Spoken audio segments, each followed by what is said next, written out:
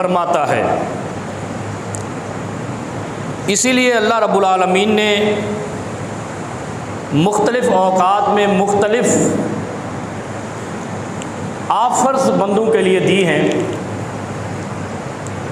क्योंकि इन इंसानों को अल्लाह रब्बुल आलमीन ने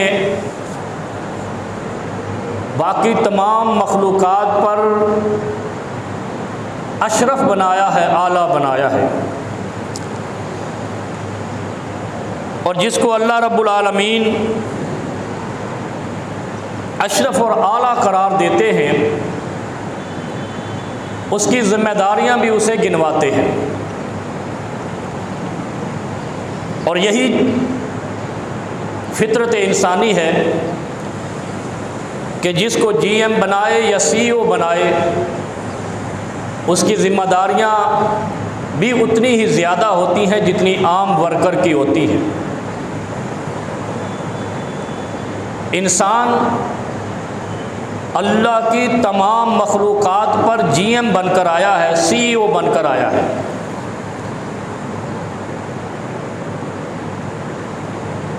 यानी इंसान कायनात अर्ज़ी का डीजी है, तो इसकी ज़िम्मेदारियां भी डीजी के मुताबिक होंगी और इसकी फजीलत भी उसी के बराबर होगी। हर इंसान बाकी तमाम मखलूक़ात पर आला भी है और अशरफ भी है और अल्लाह के यहाँ अक़रब और अकरम भी है। फिर अल्लाह रब्बुल आलमीन ने अकरम और अशरफ में वजह भी बताई कि जो युमिनून बिल गैब व युकीमून अस्सलाह, जो मेरी बताई हुई गैब की बातों पर ईमान लाएगा, व युकीमून अस्सलाह, और मेरे ही सामने झुकेगा। नमाज दरअसल अल्लाह रब्बुल आलमीन ने तुम्हारे अकीदा और ईमान का इम्तिहान है, सर्विस है उसकी। नमाज को जिसको हमने ले लिया है ना कि एक आधी चीज़ है, 5 दफ़ा फ़र्ज़ है, चलो पढ़ लेते हैं, ये कोई मामूली चीज़ नहीं है। ये इंसान के गुरूर, नखुवत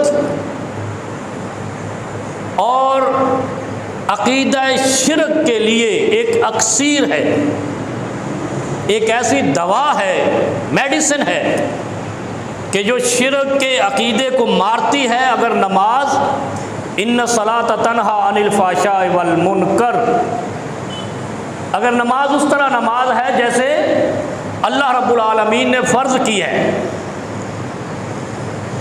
अब आप देखें ना, मैं आपको कोई कंपनी एक फार्मूला बनाती है, वो फार्मूला मार्केट में आता है, उसके जाली फार्मूले शुरू हो जाते हैं। कोई किसी तरह का थोड़ा सा 19-20 करके अपनी कंपनी बना लेता है, कोई कुछ बना लेता है। अभी पिछले दिनों हम एक बड़ी अवतार पे थे, तो उन्होंने एक 7 अप के बदल बनाया हुआ है नेक्स्ट के नाम से, शानदार, पता भी नहीं चल रहा था कि वो है, जब लेबल देखा तो पता चला। बस ये समझ लें, असल कंपनी का फार्मूला 7 अप या पेप्सी है, और उसकी डमी कापियाँ और जाली कापियाँ कितनी मार्केट में उसी तरह की है ना। बस अहले हदीस और बाकी फ़िरक़ों में यही फ़र्क है। कुरान और हदीस ओरिजिनल अल्लाह की कंपनी है, अल्लाह की ब्रांड है। सिर्फ कुरान और हदीस, अल्लाह और रसूल, ये अल्लाह की कंपनी है। इसके अलावा जितनी है वो जाली कंपनियां, जितने फ़िरके हैं जाली कंपनियां हैं, उनका अल्लाह और रसूल का नाम तो लेते हैं। जैसे वो भी कह रहे थे बिल्कुल 7 अप है, लेकिन 7 अप नहीं है। जितने भी फ़िरके हैं बिल्कुल इस्लाम होंगे, लेकिन ऐन इस्लाम नहीं है। अगर ऐन इस्लाम होते तो क्यों बनाते, फिर उसी को पीते, सिर्फ कुरान और हदीस को ही पीते। अब ये गौर करें, ये बड़ा मसला है। हम अपने फ़िरके को तरजीह देते हैं, इसका मतलब है मदीने वाले ताजदार को तरजीह नहीं देते। भले कहते रहें ये भी तो रसूलुल्लाह तक जाता है, तो तुझे मौत पड़ती है, तू रसूलुल्लाह तक क्यों नहीं जाता? तो इंटरलिंक क्यों करता है, कांटेक्ट क्यों नहीं करता रसूलुल्लाह सल्लल्लाहु अलैहि वसल्लम? कौन सी चीज है ये? गोया के इल्जाम है खालकियत और मालकियत रब्बुल आलमीन पे, कि गोया उसने ऐसा दीन छोड़ा जो तुम पर सही सलामत पहुंचा ही नहीं, तूने अपना घड़ लिया। ये कितनी बड़ी तौहीन मलूकियत है रब्बुल आलमीन की। लेकिन हम नहीं इन बातों को समझते, हम इनको हल्का लेते हैं। कोई बात नहीं, ये कोई बात नहीं, ही वाले पकड़े जाएंगे कल। यौम युहशरुल मुजरिमून वम्ताजुल यौमा अय्युहल मुजरिमून, जब इकट्ठे किए जाएंगे ये डम्मी कंपनियों वाले, छोटी छोटी कंपनियों वाले, छोटे छोटे फिरकों वाले, और इनसे पूछा जाएगा कि अल्लाह ने जो आसमानों से जिब्राइल के जरिए एक पैकेज भेजा था कुरान की शक्ल में, और एक नबी भेजा था उसका मुफस्सिर कुरान की शक्ल में, उससे क्या कमी थी जो तुमने दूसरे बनाए?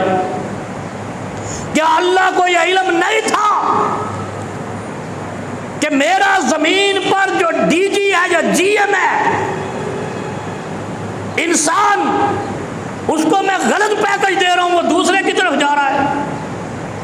और कोई भी जीएम हो या सीईओ हो या डीजी हो, वो अपनी कंपनी उसी वक्त छोड़ता है जब अपने रब से राजी नहीं होता, अपने बॉस से राजी नहीं होता।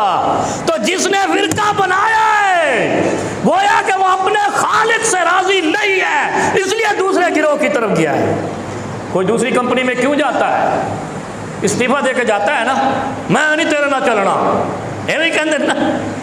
कोई एक बंदा एक कंपनी में सीईओ है या जीएम है या वर्कर है, वो उस कंपनी में नहीं चलता है, क्या कहता है? तुम्हारी तनख्वाह थोड़ी है, तुम्हारी शर्तें ज्यादा हैं, तुम्हारी कैदो बंद ज्यादा है, तुम्हारे साथ मैं नहीं चल सकता, लिहाजा मैं दूसरी कंपनी में जाता हूँ। हाय हाय हाय, यही कुरान और हदीस है। जो ये सोचेगा कि कुरान मुश्किल है, मुझे समझ नहीं आता, अल्लाह ने कोई जालिमाना चीज नाज़िल की है, तभी इसको छोड़ के कहीं और जाएगा।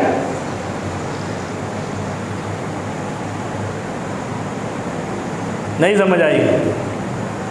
जो किसी फिरके की तरफ जाता है गोया कि वो अपने मालिक पर आदमे एतमाद करता है कि उसने शायद कुरान और हदीस या अपना रसूल सही कामिल नहीं भेजा, मैं उसके मुताबिक नहीं चल सकता, मुझे वहाँ ज़्यादा हलवा खीर मिलेगा। और मुझे एक मिला एक आदमी, वो एक किसी पीर का मुरीद था, इधर करीबी, गपशप होती रही, काफ़ी कचहरी हुई। कहता है यार बंदा अहले हदीस क्यों हो?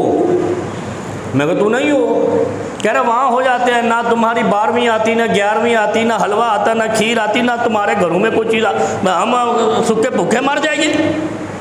वो कोई दीन तो है ऐसा कि जहाँ हमें खाने आए दिन कहता है मैं कोई ना कोई मजलिस में जा रहा होता हूँ, खाना पीना चक्कर चल रहा होता है। तो किस लिए अल्लाह से और अल्लाह के उस खालिस दीन को छोड़कर आगे गया कि उसको ज़्यादा खाने को वहाँ मिला, यहाँ तनख्वाह कम थी, वहाँ ज़्यादा मिल गई। तो असल दीन को छोड़ा क्यों? इसलिए कि जो अल्लाह ने भेजा था उसमें उसका पेट बड़ा था, उसकी पूरी नहीं पड़ रही थी, अज़्म एतमाद कर दिया मैं अल्लाह के साथ नहीं चल सकता। नहीं समझे आप? अल्लाह ने क्या कहा है? इन्नमा सदक़ातु लिल फ़ुक़राए वल मसाकीन, सुनी है ना आयत ज़कात के मसारिफ के बारे में। ये बड़ी अहम आयत है, इसको हम सिर्फ ज़कात के मसारिफ की आयत समझते हैं, नहीं ये नहीं है, ये एक उसमें से जुज़्व है। ज़कात के मसारिफ इसका एक हिस्सा है, असल में ज़कात के मसारिफ में नहीं है, ये इस्लाम का नस्बुल ऐन है। इस्लाम का नस्बुल ऐन कैसे? आपके सुना होगा यहाँ पे ह्यूमन राइट्स की कंपनियाँ बनती हैं, कंपनियाँ के इदारे बनते हैं, इंसानी हुकूक के अलंबरदार हैं। ये इंसानी हुकूक को बयान करने वाली कुरान करीम की एक वाहिद आयत है। सिर्फ ये नहीं,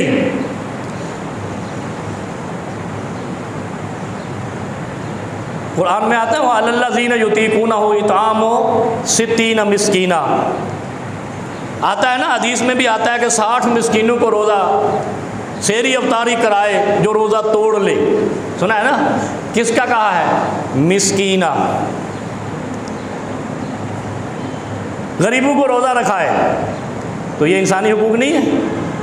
गरीब परवरी इंसानी हुकूक नहीं है? और यहाँ क्या, इन्नमा सदकातु लिल फुकरा वल मसाकीन वल आमिलीन अलैहा वल मुअल्लफत कुलूबुहुम व फिर रिकाब वल गारिमीन व फी सबीलिल्लाह व इब्निस सबील।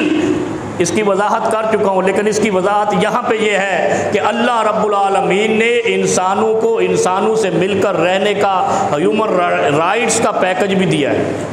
क्या है? फ़कीरों की मदद कीजिए, मिस्कीनों की मदद कीजिए, कैदियों की मदद कीजिए, मकरूज़ों की मदद कीजिए, ज़मीन पर खुदा के घरों के मददगार बन जाइए।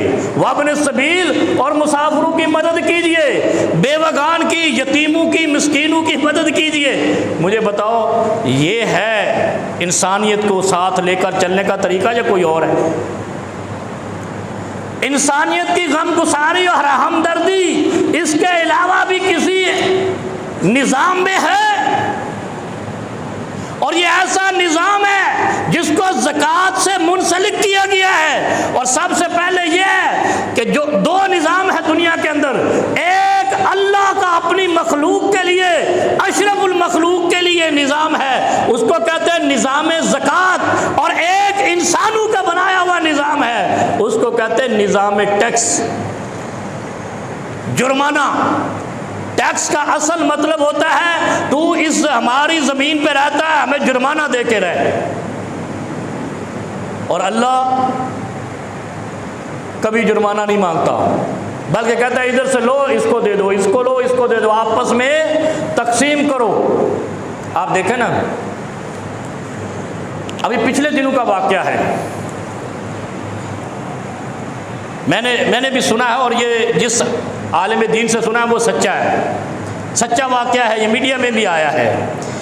कुवैत में एक मरीज़ है, मरीज़ था, कैंसर का मरीज़, उसका इलाज हुआ। कुवैत के किसी कैंसर हॉस्पिटल में, और इलाज होने के बाद वो रिकवर होने लगा तो उसको वो पकड़ा दिया बिल, 10 लाख रुपए का बिल। वो शख्स हिंदुस्तान का था गालिबन, वो बिल पकड़ा और रोने लग गया। और उम्र कितनी है?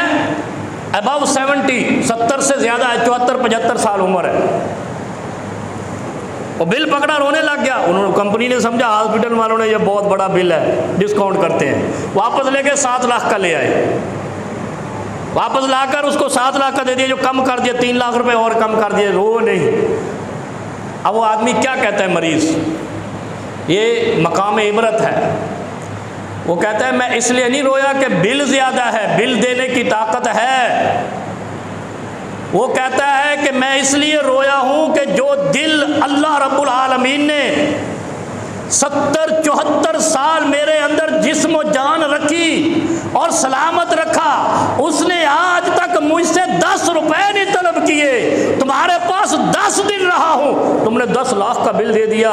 उस रब की कितनी बड़ी शान है, वो कितना बड़ा रहीम और करीम रब है कि जिसने मेरी सारी जिंदगी का 1 रुपया वसूल नहीं किया और ज़मीन पे मैं दंदनाता फिरता रहा। सिर्फ इतना कहा था, गरीब परवरी करना, मेरे दूसरे बंदों का ख्याल रखना, मेरे गरीब बंदू का, फ़कीर बंदू का, मिस्कीन बंदू का ख्याल रखना, कभी तुम्हारे ऊपर ज़वाल नहीं आएगा। और जब आदमी इस आयत के इंसानी हुकूक के रवैये से निकलता है, फिर बीमारियों का शिकार हो जाता है। फिर वहाँ 10-10 लाख बिल देना होता है, और पहले जब 10 रुपये देने होते हैं, मौत पड़ रही होती है। 10,000 किसी को सदका नहीं देता। मैं 1 महीने से जमा कर रहा हूँ, कोई 5,000 ला रहा है, कोई 3,000 ला रहा है, कोई 2,000 ला रहा है। हमने छत डालनी है और हमें 25 लाख चाहिए। सोचना चाहिए इंसान को, ये बड़ा इबरत का निशान है, इबरत का मकाम है ये दुनिया। इंसान जब अल्लाह के रास्ते में देता है, कंजूसी और बखीली करता है, और जब मुसीबत आती है फिर लोगों से कर्जे भी मांगता है, बैंकों से कर्जे भी लेता है और मुसीबत में पड़ा रहता है। वो कहा था ना हमने कि सदका बलाओं को टालता है, बलाएं आने के बाद नहीं, और कईयों को थोड़ी सी तकलीफ़ हुई थी, उन्होंने उस पर मेरे खिलाफ वीडियो बनाई। जब हमने उसका जवाब दिया, मैंने कहा मेरे बयान को 3 बार सुनो, फिर तुम्हें समझ आएगी, जल्दी से समझ नहीं आती। बलाएं आ गई तो बला को टालना नहीं है, बला का इलाज करना है। बला टालनी जब है जब दुश्मन हमला के लिए तैयार हो, तुम पहले ही बॉर्डर पे फौज खड़ी कर दो। ये सदका बीमारी से पहले बॉर्डर पे फौज खड़े करने के बराबर है कि दुश्मन को हौसला ही ना हो। एटम बम हमने कभी नहीं चलाना, हम बुज़दिल कौम है, लेकिन बना के रखा है दुश्मन को बताने के लिए कि मेरे पास भी ये हथियार है। नहीं समझे? ऐसे ही है ना। अल्लाह रब्बुल आलमीन ने कुरान करीम में फरमाया लैलतुल क़द्र खैरुम मिन अल्फ़ शहर। अब सुन लो आप, हिफ्ज़ मा तक़द्दम और बॉर्डर पे फ़ौजें कैसे खड़ी करनी है। अल्लाह ने इंसानियत को तख्लीक किया ना, कुन फ़यकून से, सारी मखलूक को तख्लीक किया, इसको उस मखलूक का डीजी बना दिया। डीजी बनाने के बाद फरमाया कि तुम्हारे अंदर कभी किसी को तुम बुरा भला कहोगे, झूठ बोलोगे, गुनाह करोगे, ज़्यादती करोगे, मसाइल खड़े करोगे अपने लिए, जिससे मेरे फरिश्ते नाराज़ हो जाएंगे। जो मलाइका है, जो तुम्हारी ड्यूटी पर मामूर है, जिनके बारे में अल्लाह रब्बुल आलमीन ने इरशाद फरमाया, प्यारे हबीब बताते हैं कि अल्लाह के फरिश्ते ज़मीन पर कंकरियों से ज़्यादा तादाद में रहते हैं। जो ज़मीन पर कंकरियाँ हैं ना, मिन आददिल हिसाब फिल अर्ज़ अक्सर मिन आददिल हसा, फरमाया कि ज़मीन में मेरे फरिश्ते कंकरियों के ज़र्रों से ज़्यादा ज़मीन पर रहते हैं। तो हम बदमाशियाँ कर रहे होते हैं, धोखे कर रहे होते हैं, रिश्वत खा रहे होते हैं, सूद का कारोबार कर रहे होते हैं, और हम फिर भी समझते हैं हमारा मालिक वही है। तो मालिक ने तो निसाब उतारा है, कंपनी का उसूल बनाया है इंसानों के लिए कि ये करना है, तब तुम्हारी फलाह होगी, कामयाबी होगी। उसी में से एक फरमाया लैलतुल क़द्र खैरुम मिन अल्फ़ शहर। कितनी बड़ी बात है। अल्लाह रब्बुल आलमीन फरमाते हैं मैंने एक रात ऐसी उतारी है जो 1000 महीने से अफजल है। एक रात ऐसी है जो 1000 महीने से अफजल है। 1000 महीने में क्या करना है हमने तो 70 से 80 साल नहीं जीना है, कभी सोचा है? लेकिन इसका मतलब है ये आयत और ये कुरान कब से है? जब हज़रत नूह अलैहिस्सलाम भी 950 साल तबलीग करते रहे थे। ये 950 साल तो उनकी तबलीग की उम्र है। बचपना भी होगा, जवानी भी होगी। नबूवत 40 साल से पहले किसी नबी को मिली नहीं, ऐसे ही गलत कह रहा हूँ? होगी ना 1000 साल से ज़्यादा उम्र। ये दलील है कि ये कुरान आदम अलैहिस्सलातु वस्सलाम से भी पहले मौजूद था लौहे महफूज में। ये दलील है तनज़्ज़लुल मलाइकातु वर्रूहु फ़ीहा बिइज़्नि रब्बिहिम मिन कुल्लि अम्र। हर मामले में उतरते हैं, हर मामले मिन कुल्लि अम्र। कुरान कब से है ये अकीदा बना लो। कुरान ऐसी मोतबर तरीन अल्लाह की किताब है जो इसमें से ही सुहुफ उतरते रहे। तौरात भी इसमें से थी, इंजील भी इसमें से थी, ज़बूर भी इसमें से थी, सुहुफ मदियन भी इसमें से थे, सुहुफ साले भी इसमें से थे। असल किताब वो है जो कुरान है, जो आदम से पहले भी मौजूद थी, मोहम्मद के बाद भी मौजूद है सल्लल्लाहु अलैहि वसल्लम। और हमें इसमें हिचकिचाहट होती है, उकताहट होती है। हम ऐसी बड़ी किताब के मालिक हैं, ऐसी बड़े आइन, वसी तरीन आइन के मालिक हैं कि अल्लाह रब्बुल आलमीन ने वो किताब दी जिस किताब के हवाले पहलू में भी मौजूद थे। इसीलिए फरमाया कि जो पहले अंबिया आए हैं उन पे भी ईमान लाजमी है, जो पहले किताबें आई हैं उन पे भी ईमान लाजमी है।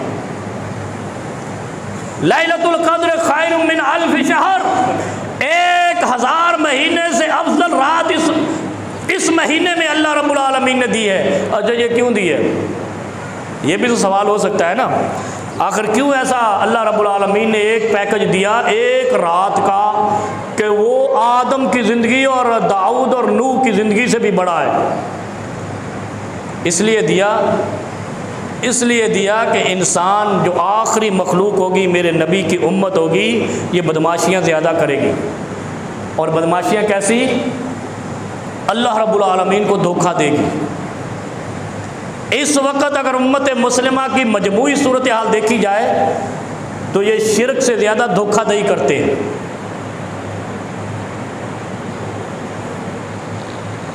है ना? ऐसे मुशरिक कम है, धोखाबाज ज़्यादा हैं।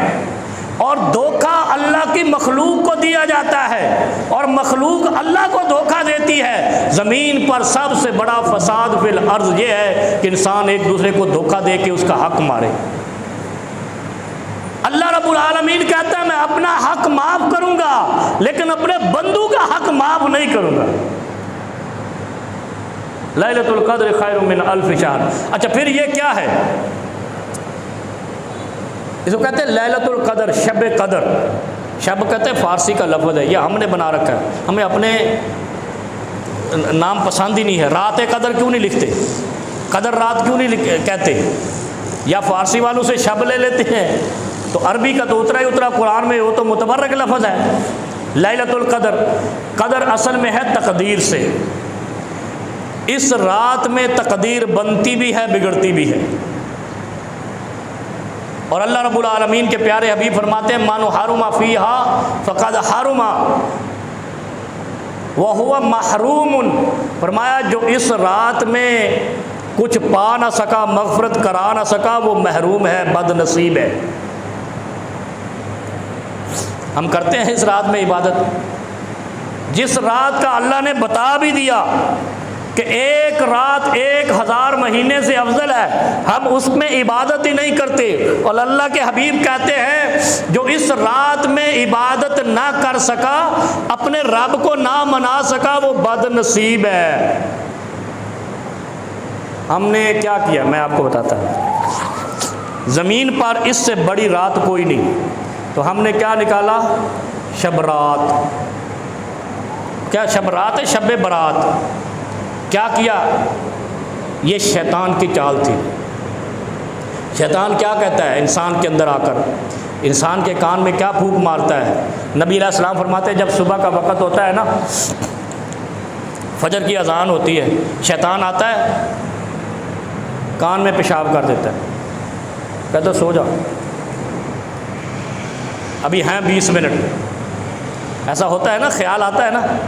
फिर एक रिवायत में आता है कि गुद्दी में थपकी देता है, यहाँ पे थपकी देता है, अभी 5 मिनट हैं, सो जा सो जा। हत्ता के फजर की नमाज इंसान से निकल जाती है और शैतान उसके दोनों कानों में पेशाब करके भाग जाता है।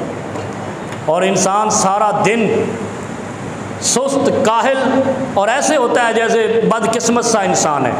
क्योंकि मुसलमान है तो बदकिस्मत है और काफिर है तो वो उठता ही 1 बजे, उसका तो कोई ताल्लुक़ ही नहीं रब से। उनके लिए तो तकदीर की राहत ही नहीं है। इसी तरह शैतान इंसान को फजर से बहकाता है, उसकी गुद्दी में थपकी दे के, कानों में पेशाब करके। इसी तरह शब रात निकाली गई है, ये शैतान ने निकाली है इस रात की अफजलियत को कम करने के लिए। कायनात में जितने दिन और रातें हैं उनमें कोई इतनी अफजल रात या दिन नहीं है जितना ये लैलतुल क़द्र है, शब्बे क़द्र है। लोगों ने शब्बे क़द्र को शब्बे बरात में बदल दिया, शब्बे महराज में बदल दिया, उधर मनाने चले गए। जिसको मनाने का हुक्म था, अपनाने का हुक्म था, उसकी कद्र मंज़रत के अंदर नक्स लगाया है, इसकी अफजलियत कम हो गई। लोगों ने कई रातें शैतान के कहने पे निकाली है। शब्बे बरात की कोई हकीकत नहीं, शब्बे महराज को मनाने का कोई हुक्म नहीं। वो अल्लाह के नबी का अल्लाह के साथ मामला था, वो उसके हुक्म से गए, उसके हुक्म से आए। किसी एक रिवायत में नहीं कहा कि शब्बे महराज भी मनाना है, शब्बे बरात भी मनाना है, लेकिन लेकिन यह ज़रूर कहा है कि जिसने शब कदर में इबादत ना की वो महरूम रहा, वो बदनसीब रहा। लेकिन शब महराज के लिए यह नहीं कहा कि जिसने शब महराज नहीं मनाई वो महरूम रहा। शब बारात के बारे में यह कहीं नहीं कहा कि जो शब बारात में कब्रिस्तान नहीं गया वो महरूम बदनसीब रहा। शब कदर के बारे में कहा है, रमज़ान के आखिरी अशरे की ताक रातों के बारे में कहा है कि जो इन रातों में इबादत ना कर सका वो महरूम है, बदनसीब है, बदकिस्मत है। रब के यहाँ अपनी मग़फ़िरत नहीं करवा सका, अपने लिए माल नहीं मांग सका, अपने लिए औलाद नहीं मांग सका। इससे बड़ा बदनसीब जन्नत से महरूम कोई शख्स नहीं है, खुशहाली से महरूम बदनसीब कोई शख्स नहीं है। यह है शब कदर, कायनात की सारी रातों में अफजल, जमीन और आसमान में अफजल सिर्फ लैलतुल कद्र है और कोई रात नहीं है। हमने बनाई है ना दूसरी रातें, तो वो ऐसे ही बनाई हैं कि शैतान ने हमारे कानों में पेशाब किया है। शब कद्र भी है, शब बारात भी तो है, शब महराज भी तो है, जिसका कोई हुक्म ही नहीं है, जिसका कोई तरीका भी नहीं है, जिसकी रात में कोई इबादत का सलीका भी नहीं है, कोई हुक्म भी नहीं है, कोई रकतें भी नहीं बताई। शब कद्र में बताइए 11 रकात, समानियत रकातिन, 8 रकत नवाफिल पढ़ो, 3 रकत वितर पढ़ो और उसके बाद दुआ करो। शब कद्र में जाग कर गुजारो। कहा है ना, मन कामा लैलतुल कद्र ईमान व एहतिसाबन गुफ़िर लहू मा तक़द्दम मिन ज़ंबिही। जो लैलतुल कद्र में क़याम करता है ईमान और अजर की नीयत से, अल्लाह उसके पहले गुनाह माफ़ कर देता है। 360 दिनों की किसी रात के बारे में ऐसी रिवायत नहीं आई। चैलेंज है हमारा, दावा है हमारा, कोई शब बारात के बारे में ऐसी रिवायत ला दे कि उसमें क़याम करने वाले के पिछले गुनाह माफ़ हो जाएंगे। कोई ये रिवायत ला दे कि शब महराज की रात इबादत करने से पिछले सारे गुनाह माफ़ हो जाएंगे। सिर्फ एक रात है ताक आखिरी अशरे की जिसको लैलतुल कद्र कहा गया है, 21, 23, 25, 27, 29 कि इसकी रात में इबादत की हुई पिछले सारे गुनाह माफ़ कर देगी। है कोई किसी के पास ऐसी रिवायत? ये दोबारा भी जम के आ जाना, ऐसी रिवायत नहीं बना सकते। वो बना ली वाबे सौमिन गदन, वो भी हमने गलत करार दे दी है। गदन होता ही टुमारो है, अलयौम होता ही नहीं है। टुडे की वो दुआ ही नहीं है, वो पढ़ने वाला गुनाहगार है। दोबारा बता देता हूँ, वाबे सौमे गदन पढ़ के नीयत रख के रोज़ा रखने वाला गुनाहगार है, इसलिए कि वो टुमारो की दुआ है, टुडे की दुआ है ही नहीं। और रोज़ा टुडे का होता है, अगले दिन का होता ही नहीं। मगरिब तक तोड़ना लाजमी, ख़त्म करना लाजमी होता है। तो टुमारो को पहले नीयत कैसे रख सकता है? नहीं समझे आप? समझ गए ना? अगले दिन की नीयत रख के रोज़ा पहला फासद हो जाता है। जो रोज़ा रखना है उसी की नीयत रखनी है। अच्छा आगे चलें। बहुत सारे सवाल मेरे पास आए हैं, मैं कहता हूँ वो भी आज हल कर देते हैं। जुम्मतुल विदा तो नहीं कहता हूँ, लेकिन रमज़ानुल मुबारक का आखिरी जुमा ज़रूर है। रमज़ान के मसाइल में से तज़किरा हो जाए। सदक़ातुल फ़ितर का मसला है। अच्छा ये ज़हन में रखें, सदक़ातुल फ़ितर के बारे में बहुत सारी बातें मशहूर हैं। सदक़ातुल फ़ितर असल में ज़कातुल फ़ितर है। माल की ज़कात होती है, ये रोज़े की ज़कात है। और लगब और रफस, इंसान रोज़ा रखता है, कोई गाली दे देता है, कोई झूठ बोल देता है, कोई प्रोपिगंडा कर लेता है, कोई चुगली सुन लेता है, कोई गीबत सुन लेता है। ये सारी बातें इंसान के रोज़े के साथ लगी रहती हैं। अल्लाह रब्बुल आलमीन ने 30 दिन के पैकेज के अंदर ज़कातुल फ़ितर मुतय्यन की है और उसके लिए जिस चीज़ से आप सहरी अफ्तारी करते हैं वो मुतय्यन की है।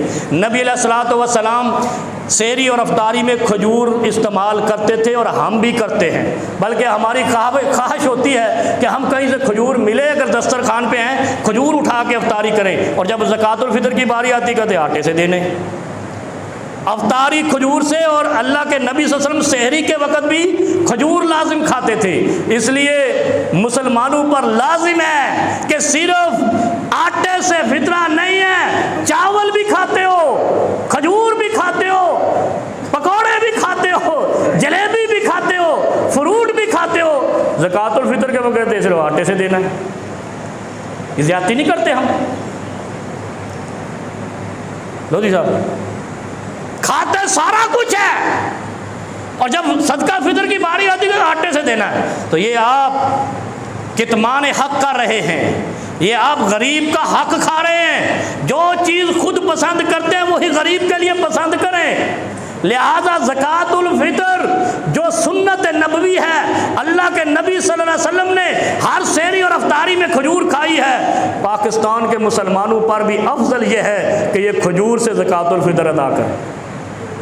आटे से सदकातुल फ़ितर की शर्त लगाने वाले ये नाजायज़ कर रहे हैं, ये गलती पर हैं, क्योंकि रोज़े का कंसेप्ट ही खजूर से है या नहीं है? अजर किस में है? खजूर से अफ्तार किया जाए। भट्टी साहब, खजूर से अफ्तार किया जाए, खजूर ही सहरी के वक्त खाई जाए। तो खजूर का रेट लगाओ और इज्तिमाई सदकातुल फ़ितर निकालो। जब अल्लाह के रास्ते पे देना है तो फिर रोना क्यों है? अगर अल्लाह ने यह नेमत छीन ली तो कोई दे नहीं सकता, और अल्लाह दे तो कोई ले नहीं सकता। अगर अल्लाह ने आपको तौफीक दी है कि आप मुरग़्ग़न ग़िज़ाएं भी सहरी अफ्तारी में खाते हैं, खजूर भी खाते हैं, चावल भी खाते हैं, तो फिर आप इन्हीं से ज़कातुल फ़ितर देंगे। और अल्लाह के रास्ते में हमेशा अफजल दिया जाता है, नाक़िस नहीं दिया जाता है। अब लोग कहेंगे आपने जो है महंगा कर दिया, तो सस्ता रोए बार बार, महंगा रोए एक बार। अगर अल्लाह के रास्ते में महंगा दोगे तो अल्लाह कबूल भी जल्दी करेगा और रद्द का कोई इम्कान नहीं होगा। अगर सस्ता दोगे तो फिर अल्लाह भी कहेगा कंडम माल देता ही, नकारा माल मेरे रास्ते में दिया, और ख़ुद चावल खाता है, खजूरें खाता है, अफ्तारी में बरोस्त और मुरग़्ग़न ग़िज़ाएं और पैकेट रखता है, और मेरे रास्ते में आया तो 2.5 किलो आटा दे के चल दिया। नहीं समझे? और कुछ तो ख्याल करो मुसलमानों, यही चीज़ें अकाउंट होनी है, अकाउंट होती है ना। हमारे यहाँ भी, हम किसी भी कंपनी में हो तो बंदे का एक एक लफ्ज़ और एक एक हरकत नोट होती है। ये टाइम पे आया है, टाइम पे गया, ठीक है। ये 15 मिनट लेट आया, बायोमेट्रिक में पकड़ा जाता है, तो हम भी पकड़े जाएंगे कि खुद क्या खा रहा था। जब कहा मेरे रास्ते में मेरे फ़कीरों मिस्कीनों की मदद करो, युतइमूनल मसाकीन, तो जब मिस्कीन को देने आया तो सारा से नकारा माल दे के कहता पुराना आटा पैकेज दे दिया जी, हमने रमज़ान पैकेज दे दिया। नहीं नहीं नहीं नहीं नहीं, ए अल्लाह से डरो, जो खुद खाते हो वही अल्लाह के रास्ते में दो। अच्छा, दूसरा मसला क्या है? ये मैयत की तरफ रोज़ा रखना, ये बड़ा अहम मसला है यार। कान खा लेते हैं लोग। मैयत रखो ना रोज़े, कौन मना करता है यार? मैयत की तरफ से रोज़ा रखा जा सकता है, लेकिन जो उस पर आयद हो। नबी अलैहिस्सलातु वस्सलाम के ज़माने में एक औरत आई, जा इमरातुन इला रसूलिल्लाह सल्लल्लाहु अलैहि वसल्लम फ़क़ालत इन्ना उम्मी मातत व अलैहा सौम नज़रिन, मेरी माँ मर गई है और उस पर रोज़े थे, उसने नज़र मानी थी। नबी अलैहिस्सलाम ने आगे से जवाब दिया कि अगर तेरी माँ पे कर्ज़ होता तो तू अदा करती? उसने कहा बिल्कुल करती। तो कहा ये फ़दैनुल्लाह अहक़्क़ु अन यक़ज़िया, अल्लाह का हक़ ज़्यादा है कि उसका कर्ज़ अदा किया जाए। जो नज़र रखी है वो माँ की तरफ से हो, बाप की तरफ, जो भी नज़र का रोज़ा है वो रखना लाजिम है। मरने के बाद भी उसके वलियो हो, उसके वारिस उस रोज़े को रखने के पाबंद हैं, नहीं तो उसकी जान मुअल्लक़ रहेगी। जिसने भी नज़र मानी उसके वारिसों पर यह कर्ज़ रहेगा। कल जब पेश होंगे तो अल्लाह के सामने ये पूछा जाएगा कि नज़र मानी थी वो तो नहीं रख सके, तुमने क्यों नहीं रखा? इस पर सज़ा होगी। अच्छा, दूसरी हज़रत इब्ने अब्बास रज़ियल्लाहु अन्हु की रवायत है कि एक आदमी जो है ना वो समुंदर में राकिबतिल फुल कश्ती में सवार हुआ और उसने नज़र मान ली कि अगर मैं बासलामत किनारे लग गया तो मैं इतने रोज़े रखूँगा। अच्छा, किनारे लगने के बाद उसको मौका ही नहीं मिला, मौत आ गई। अब उसके वारिस आए नबी अलैहिस्सलातु वस्सलाम के पास, कहा या रसूलुल्लाह सल्लल्लाहु अलैहि वसल्लम फ़लाँ आदमी ने नीयत की थी कि मैं इतने रोज़े रखूँगा अगर मेरी कश्ती पार लग जाए। रो रहे होते हैं ना वो, यहाँ से मनोड़ा जाने वाले भी चीखे मार रहे थे, मर गए। वो फिर कह रहे हैं अल्लाह मंजिल पे पहुँचा दे, 2 रकत पढ़ सा, और पीछे जाके भूल जाते हैं, पहुँच के भूल जाते हैं। ये भूलने वाला काम अल्लाह के यहाँ काबिल कबूल नहीं है। जो अल्लाह के लिए आयद की है शर्त वो पूरी करनी लाजमी है। क्या फरमाया? वो कश्ती में सवार हुए और उन्होंने कहा अल्लाह अगर ये कश्ती पार लग गई तो हम इतने रोज़े रखेंगे, और उसके बाद उसको मौत आ गई, रोज़े नहीं रख सका। नबी अलैहिस्सलातु वस्सलाम के पास केस आया मरने वाले के बारे में, नबी अलैहिस्सलाम ने कहा इसके रोज़े फ़र्ज़ हैं, इसका वली इसके रोज़े रखे। इसी तरह एक और अहम मसला है ये हामिला और मुर्ज़िया, दूध पिलाने वाली औरतों का। इन दोनों का हुक्म मुसाफिर का हुक्म है। जैसे मुसाफिर पर आधी नमाज है, इसी तरह सौम उस पर साक़त हो जाता है। अगर वो अपने आप को कमज़ोर होता हुआ देखे तो रोज़े नहीं रखे, उसके बाद में अगर मौका मिले रोज़े रखे, नहीं तो फ़िदिया दे दे।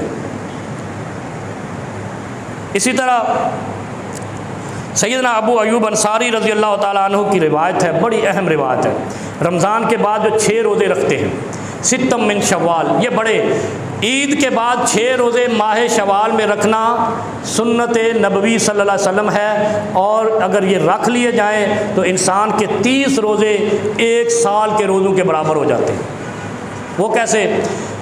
मन जा बिल हसरत फ़लाहू अशर अमसालिहा, अल्लाह रब्बुल आलमीन फरमाते हैं कि जो एक नेकी के साथ आएगा मैं उसको 10 तक कर दूँगा, एक नेकी को 10 तक कर दूँगा। अब क्या है, 30 रोज़ों को 10 तक किया तो कितने बने? 300। और 6 रोज़े जो शवाल के हैं और वो 6 रोज़े रखे तो कितने बने? 60। साल के दिन कितने हैं? 360। 30 रमज़ान के, 6 शवाल के, 36 रोज़े 1 साल के रोज़ों के बराबर अजर मिलेगा। और ऐसा अजर मिलेगा अगर इन रोज़ों में दुआ करोगे अल्लाह रब्बुल आलमीन रद्द नहीं करेगा। और दूसरी बात यह है कि रोज़े रद्द नहीं होते। रोज़े जिस तरह का भी आपने रखा है, सिर्फ उसमें गुनाह कबीरा नहीं किया है, आपका रोज़ा रब की बारगाह में रद्द नहीं होगा, काबिल कबूल होगा। इसलिए 6 रोज़े रखने की भी आदत बनाए। और ये 6 रोज़े पै दर पै रखना भी लाजम नहीं है, यानी 6 दिन मुस्तकिल नहीं रखना। पूरे माह शवाल के अंदर आप ये 6 रोज़े वक्तन फ़वक्तन रख सकते हैं। इसकी उलमा ने इजाज़त दी है कि आप 6 रोज़े 30 दिन के अंदर कभी भी रख सकते हैं। वो आपके अकाउंट होंगे और आपके इन 6 रोज़ों के साथ 30 रोज़े का अजर 1 साल के रोज़ों के बराबर हो जाएगा। अच्छा, तीसरा अहम मसला जो बड़ा अजीब सा मसला है, यह आपने सुना होगा, अमूमन लोग लिखते फिरते होते हैं जुम्मतुल विदा, कहते हैं ना जुम्मतुल विदा। ये ऐसा गलतुल आम है, ये हराम है कहना, ये नाजायज़ है। जुम्मतुल विदा का लफ्ज़ उन्होंने घड़ा है जो दीन इस्लाम के दुश्मन हैं, ये काफिर हैं। आपने देखा है पाकिस्तान में चीफ जस्टिस जब रिटायर होने लगता है ना तो उसके अलविदाइये होते हैं, ऐसे ही अलविदाई तकरीब। कोई सरकारी अफसर हेडमास्टर रिटायर होता है ना तो क्या करते हैं, उसकी अलविदाई तकरीब होती है, तो उसके मतलब वो दोबारा हेडमास्टर नहीं रहता। ऐसे ही है, चीफ जस्टिस दोबारा चीफ जस्टिस नहीं रहता। वज़ीर आज़म हाउस में भी अलविदाइया होता है अगर कोई इज़्ज़त से पाकिस्तान का वज़ीर आज़म चला जाए। ऐसा होता नहीं है कि पाकिस्तान ऐसा बेइज्जत मुल्क है, यहाँ का कोई भी प्राइम मिनिस्टर इज़्ज़त से नहीं जाता है और अलविदाइया की ज़रूरत ही पेश नहीं आती, लेकिन बाकी इदारों में आती है। अलविदाइया का मतलब ये होता है कि इसके बाद दोबारा वो उस ओहदे पे नहीं, उस जिम्मेदारी पे नहीं रहेगा। नबी अलैहिस्सलातु वस्सलाम के आखिरी हज को क्या कहते हैं? हज्जतुल विदा। ये हज्जतुल विदा नबी अलैहिस्सलाम ने नहीं कहा था। ये आज बड़ी गलती की इस्लाह कर रहा हूँ और ये मेरी आदत है, मैं कर देता हूँ, बाद में मुसीबत पड़ी रहती है, वो दूसरे फ़िरक़ों मालूम। हज्जतुल विदा बाद में सहाबा ने कहा था कि नबी अलैहिस्सलाम का जो हज्जतुल विदा है उसमें नबी अलैहिस्सलाम का हज्जतुल विदा का खुतबा ये था। नबी अलैहिस्सलातु वस्सलाम ने अपने आखिरी हज को हज्जतुल विदा नहीं कहा, बल्कि खुतबा हज में सिर्फ एक बात कही थी कि शायद मैं अगले साल आपको यहाँ पे ना मिल सकूं। और फिर ऐसा ही हुआ, इसलिए कि नबी अलैहिस्सलाम ने इसलिए कहा था कि अल्लाह की तरफ से उनको मालूम हो गया था कि जो मेरा काम था मुकम्मल हो गया है, अब मैंने दीन मुकम्मल पहुंचा दिया है। अल यौमा अकमलतु लकुम दीनकुम व अतममतु अलैकुम नेमती, हो चुका है, अब अगला हज मेरी ज़रूरत नहीं है, मुझे अल्लाह ने ले लेना है, क्योंकि नबी का अरसा वही था जो बेसत के बाद नबूवत थी। नबी अलैहिस्सलाम ने उसको हज्जतुल विदा नहीं कहा, ये गलती ठीक कर लो, ये मौलवी भी ठीक कर ले, ये तोहमत बांधते हैं नबी अलैहिस्सलाम पर, इल्ज़ाम लगाते हैं। नबी अलैहिस्सलाम ने अपने हज को हज्जतुल विदा नहीं कहा। मौलवी कह रहे होते हैं हज्जतुल विदा, हमारा हक बनता है हम जाने वाले को कहेंगे अलविदा, कहते हैं ना, वो चीफ जस्टिस अलविदा, वो फलाना अलविदा, हेडमास्टर अलविदा, सीएम जीएम सारे अलविदा। तो अलविदा वो दूसरे कह सकते, हम खुद नहीं कह सकते, और इसका मतलब ये है कि वो दोबारा इस रैंक पे नहीं रह सकता। ऐसे ही है, आर्मी चीफ भी जब जाता है तो अलविदाया होता है, उसके बाद वो कभी आर्मी चीफ नहीं बन सकता।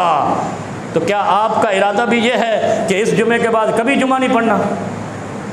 यही मैं कहता हूं कि दार हकीकत ये लोगों को बेनमाजी बनाने और इस्लाम से दूर करने की साजिश किसी इस्लाम दुश्मन ने की है, या काफिर ने की है, या मुशरिक ने की है, या बिदती ने की है। जुम्मतुल विदा कहना नाजायज भी है, हराम भी है, कोई जुम्मतुल विदा नहीं। अलविदा वही होगा जिस जुमे के बाद आप मर जाएंगे, वो आपका अलविदाई जुमा होगा। जिस नमाज के बाद आप मर जाएंगे, वो आपकी अलविदाई नमाज, वो रहने वाले कहेंगे, तू नहीं कह सकता कि तेरी ये अलविदाई है। नहीं समझ आई? खतरनाक बात है। बड़े शौक से लिखा हुआ, पूरी दीवारें काली की हुई बेशर्मों ने, जुम्मतुल विदा, क्यों इसके बाद मर जाना है या तुम्हें मार दिया जाना है? तुम्हें कैसे पता चला कि यह तुम्हारा आखिरी जुमा है? कोई जुम्मतुल विदा नहीं मौत से पहले। 30 रोज़ों का सदकातुल फितर कितना है? जैसे हमने रखा 400 प्लस है, 400 प्लस इसलिए रख रहा हूँ, मैं भी माफ़ी मांग के, अगर मैं भी खजूर की तरफ जाऊँ तो 1500 रुपये किलो खजूर है, 600 रुपये किलो खजूर है, ऐसे ही है, कम से कम 800, 600, 800, 1500 इधर है। लेकिन उसकी एवरेज निकाले, जो 300 निकाल रहे हैं वो अल्लाह के साथ ज़्यादती कर रहे हैं, अल्लाह के बंदू के साथ ज़्यादती कर रहे हैं। लोग लिख रहे हैं 300 रुपये, भी खाते क्या हो? सिर्फ ये नहीं रखना कि तुमने रोटी खाई, सबसे कम तर तो अल्लाह के रास्ते में देना ही नहीं है, अल्लाह के रास्ते में तो अफजल देना है। सदकातुल फितर अल्लाह के नबी सल्लल्लाहु अलैहि वसल्लम ने 30 दिन का बताया है, एक दिन का नहीं। और फिर ये बताया कि इसमें जो लगव और रफस हो जाएगी उसका इजाला हो जाएगा।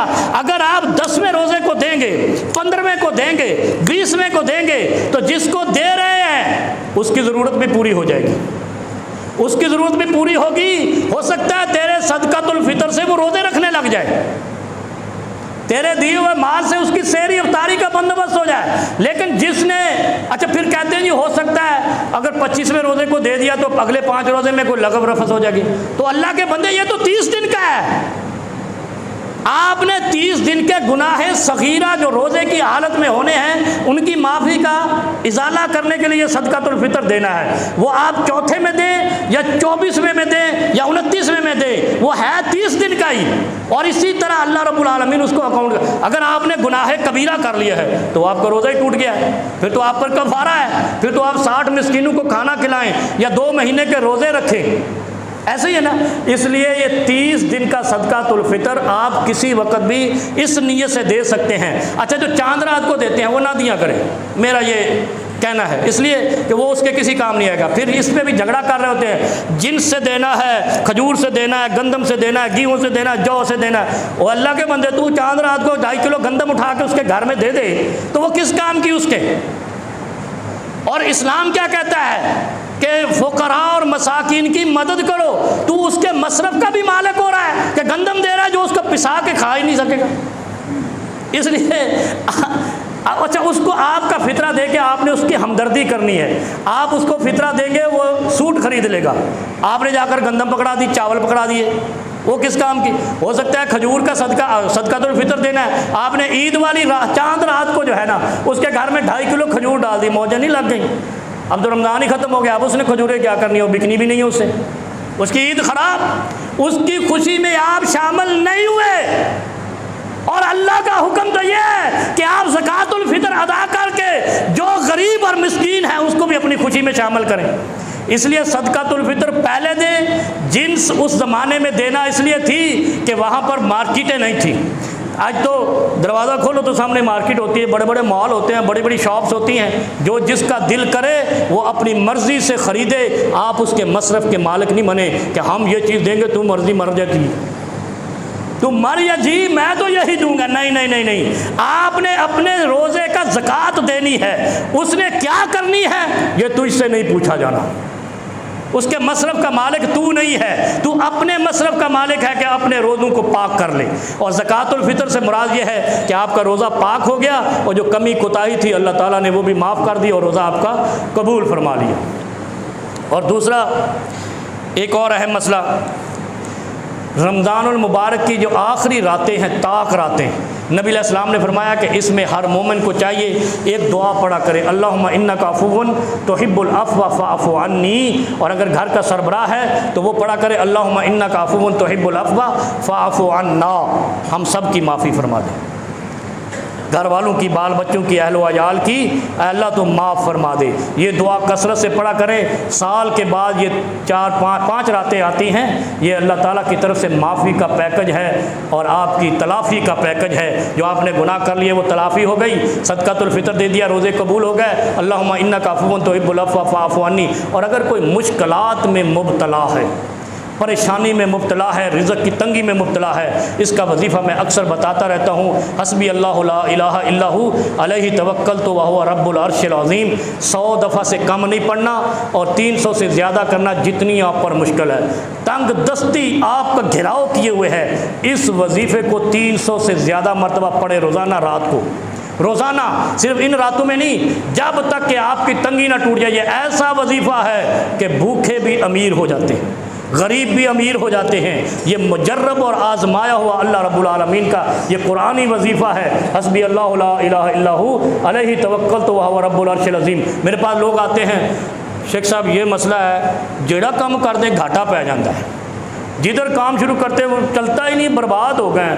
मैंने कहा ये पढ़ा करो, और वो मुझे इस रमज़ान में सदका देकर गया अच्छा खासा, और 4-6 महीने पहले वो आया था रोते हुए। ये मेरे आजमाए हुए वजीफ़े अल्लाह के फजल करम से, और मैंने इनके ऊपर रिसर्च की है। हस्बी अल्लाहु ला इलाहा इल्लहु अलैहि तवक्कलतु व हुवा रब्बुल अर्शिल अज़ीम, ये गुर्बत के ख़ात्मे का वजीफ़ा।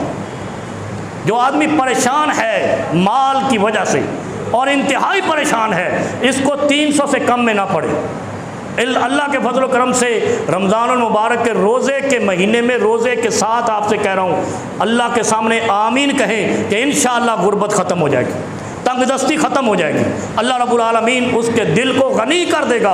हस्बी अल्लाहु ला इलाहा इल्लहु अलैहि तवक्कलतु व हुवा रब्बुल अर्शिल अज़ीम। और दूसरी, अल्लाहुम्मा इन्नका अफ़ुव्वुन तुहिब्बुल अफ़्व फ़अफ़ु अन्नी। अच्छा ये देखो ना, इसका क्या अजर है, अल्लाहुम्मा इन्नका अफ़ुव्वुन तुहिब्बुल अफ़्व। आपने माफ़ी मांगी ना रब से, अल्लाह मुझे माफ़ कर दे, अल्लाहुम्मा इन्नका अफ़ुव्वुन तुहिब्बुल अफ़्व, अल्लाह तू माफ़ कर दे, तू माफ़ी को पसंद करता है। फ़अफ़ु अन्नी, मुझे माफ़ कर दे। जब अल्लाह ने तुझे माफ़ कर दिया तो तुझे गनी कर दिया। इसका मतलब क्या है, अल्लाह की नज़र करम आप पर हो गई। इतनी देर तक ये पढ़ते रहें कि आपको ये एहसास हो, आपके जिस्म में एकदम वाइब्रेशन आ जाए, तो आप समझ जाए कि फ़रिश्ता आपके दिल की तमन्ना को अल्लाह के पास ले गया। और फिर हमारे यहाँ दुआओं का बड़ा शेड्यूल है, क्या अल्हम्दुलिल्लाह रब्बिल आलमीन, बात ख़त्म। नहीं नहीं नहीं, इन रातों में दुआ इतनी लंबी करें, नबी अलैहिस्सलाम ने जो तरीक़ा बताया आज बता दूँ। आपके कंधों में दर्द हो जाए, आपके हाथ उठाए हो, आपकी दुआ कबूल हो जाएगी। हम रकते पढ़ते क्या, 20 रकते, किसी ने आज नहीं की, एक भी सही हदीस नहीं है। 20 रकत तरावी की, 20 वाला भी 1 घंटे में पढ़ता है, 8 वाले भी 1 घंटे में पढ़ते हैं, तो अच्छी किसकी हुई, इत्मीनान से किसकी हुई। कम खर्च बाला नशी, कम रकते पढ़ो लेकिन इज्जत और एहतराम देकर पढ़ो। अल्लाह उनको कबूल करता है जो वक़ार से पढ़ी जाए, जो तेज़ रफ्तार तेज़ गाम से पढ़ी जाए, वो अल्लाह के यहाँ भी काबिल कबूल नहीं है। क्योंकि तमानीनतुल कुलूब क्या है, वक़ार से चलना, वक़ार से पढ़ना, वक़ार से रकतें अदा करना। और 20 रकत की अल्लाह रब्बुल आलमीन की कसम उठाकर कहता हूँ, मिंबर रसूल पे रोज़े की हालत में 20 रकत की कोई सही रिवायत नहीं है। उलमाए देवबंद ने भी बता दिया है कि 20 रकत की कोई मरफू हदीस नहीं है। मौत पैंदी है कौन आ कि सही हदीस नहीं है। सही के अंदर कजी करके थोड़ा टेढ़ापन, मरफू और सही एक ही बात होती है। लेकिन लफ्ज़ बदल के आप उसके जूतों से बचने की कोशिश की गई है, वरना आप गिरबान पकड़ते। वो 75 साल से हमें गुमराह किया हुआ 20 रकत, अभी कहते हो सही हदीस ही नहीं है, तो हमारा सारा अमल बेकार गया। आपकी पकड़ से बचने के लिए उन्होंने सही नहीं कहा, मरफू कह दिया। दर हकीकत यह है 20 रकत की कोई सही हदीस कुतुब हदीस में नहीं है, जुमला अटल है। ये 11 रकत सैयदा आयशा उम्मुल मोमिनीन रज़ी अल्लाह ताला अन्हा की रिवायत है, और इससे अफजल किसी और की रिवायत हो भी नहीं सकती। ये राज़दान नबूवत है, ज़ौजतुर रसूल है, उम्मुल मोमिनीन है। मोमिनो, अपनी माँ की बात नहीं माननी तो तुम नाफरमान हो, तुम अपनी माँ की बात ना मानो तो जहन्नमी बन जाते हो। जो कायनात के हर मोमिन की माँ है, उसकी बात नहीं मानोगे तो जन्नत चले जाओगे। अस्तगफार करो इससे। सैयदा आयशा रज़ी अल्लाह ताला अन्हा मोमिनीन की माँ है, और हमारी माँ कहती है नबी अलैहिस्सलातु वस्सलाम ने रमज़ान में और गैर रमज़ान में 11 रकत से ज़्यादा नहीं पढ़ी। 8 रकत तरावी है, 3 रकत वितर है, और जो अपनी माँ की बात नहीं मानता वो जाए जहन्नम में। और तीसरी बात जो सबसे अहम है, अल्लाह रब्बुल आलमीन इस रमज़ान की बरकत से हमें बुराइयों से निजात अता फ़रमाए। अल्लाह के हबीब सल्लल्लाहु अलैहि वसल्लम ने फरमाया, इज़ा इनक़ता अमलहू इज़ा मातल इंसान, उसके सारे अमल कट जाते हैं। जब मर जाता है इंसान, सारे अमल कट जाते हैं। 3 अमल बचते हैं, सदक़तुन जारिया, सदका जारिया बच जाता है, और इल्मुन युन्तफ़अ बिही, जो किसी को आलिम बना दिया, किसी को कारी बना दिया, किसी को हाफिज़ बना दिया। अच्छा, ये इल्मुन युन्तफ़अ बिही में वो इल्म नहीं आता जिसका अजर नहीं होता, वो फ़नून है, वो फ़न है, डॉक्टरी फ़न है, इंजीनियरिंग फ़न है, कंप्यूटर साइंस फ़न है, वो इल्म नहीं है। इल्म यह है कि जिस इल्म से आपको ये तमीज़ आ जाए कि वो आपके लिए बख्शिश की दुआ करे, आपके लिए बरकत की दुआ करे, आपका जनाजा पढ़ा सके, अपने माँ बाप का जनाजा जो पढ़ा सके, वो इल्म ऐसा इल्म है जो मरने के बाद फ़ायदा देता है। अपनी औलाद को ऐसा इल्म ज़रूर सिखाएं। कोई इल्म दीन इल्म दुनिया के अंदर रुकावट नहीं है, ये जाहिलों की बात है। और अल्लाह के बंदो, मैंने इल्म दीन भी हासिल किया, उतना ही इल्म दुनिया भी हासिल किया। मेरे लिए तो रुकावट नहीं बना, ना मुझे मौत आई, ना भूखा मरा। अल्लाह रब्बुल आलमीन ने इज़्ज़तों से भी नवाजा है, माल से भी नवाजा है, और अल्लाह ताला ने मुश्किलों से निजात भी अता फरमाई। तो अल्लाह के बंदो, इल्म दीन वो ज़रूर हासिल कराओ बच्चों को, या किसी के बच्चे को, जो बच्चा आपकी नमाज जनाजा पढ़ा सके, आपके लिए बख्शिश की दुआ कर सके। इस इल्म के बारे में नबी अलैहिस्सलाम ने फरमाया, इल्मुन युन्तफ़अ बिही। और तीसरा फरमाया, और वलदुन सालेह, नेक औलाद छोड़ दी जो दुआएं करती है। वो इल्म हासिल करेगी तो नेक दुआएं करेगी, औलाद साले होगी। अगर दीन का इल्म नहीं हासिल करेगी तो ऐसे ही होगी जैसे आपके सियासतदानों के बच्चे हैं, या आपके सियासतदान है, ये भी किसी के बच्चे थे, दीन हासिल किया नहीं, सारा ख़जाना चोरी, कहते चोरी की नहीं, सारी डकैती, कहते डकैती की नहीं। तो फिर ऐसे बेअमल बेराह लोग पैदा होंगे जो मुआशरे में बिगाड़ का सबब बनेंगे। अल्लाह रब्बुल आलमीन से दुआ